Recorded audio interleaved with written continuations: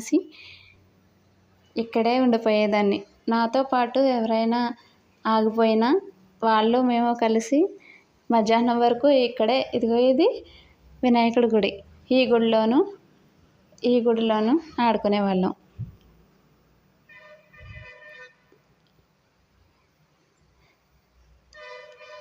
ఇక్కడ బాదం చెట్టు ఉంటుంది. ఆ బాదం కాయలు కొట్టుకొని తినేవాళ్ళం. చూసారా లోపల గుడిది చాలా విశాలంగా చాలా ప్రశాంతంగా ఉంటుంది. ఇదేమో ఉసిరి చెట్టు, ఉసిరికాయలు కొట్టుకొని తినేవాళ్ళం. గుడి చుట్టూరు కూడా మొక్కలతో చాలా అందంగా ఉంటుంది. ఇక్కడే ఆడుకునేవాళ్ళం. మీకు ఇలాంటి జ్ఞాపకాలు ఏమైనా ఉంటే నాతో షేర్ చేసుకోండి కామెంట్ రూపంలో.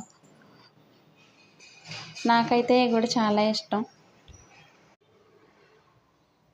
తను మనీశ్రీ, మా క్లాస్మేట్ పాపతో వచ్చింది.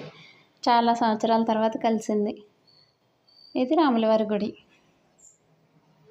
ఇదిగో రాములవారు, ఇంకా సుబ్రహ్మణ్యేశ్వర స్వామి, ఇది ధ్వజస్తంభం.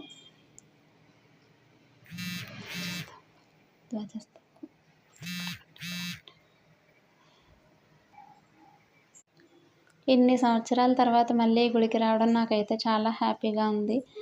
కాకపోతే తొందరగా వచ్చేసాం, ఎందుకంటే మళ్ళీ రెస్టారెంట్ స్టార్ట్ చేసుకోవాలి కదా, అందుకనేసి తొందరగా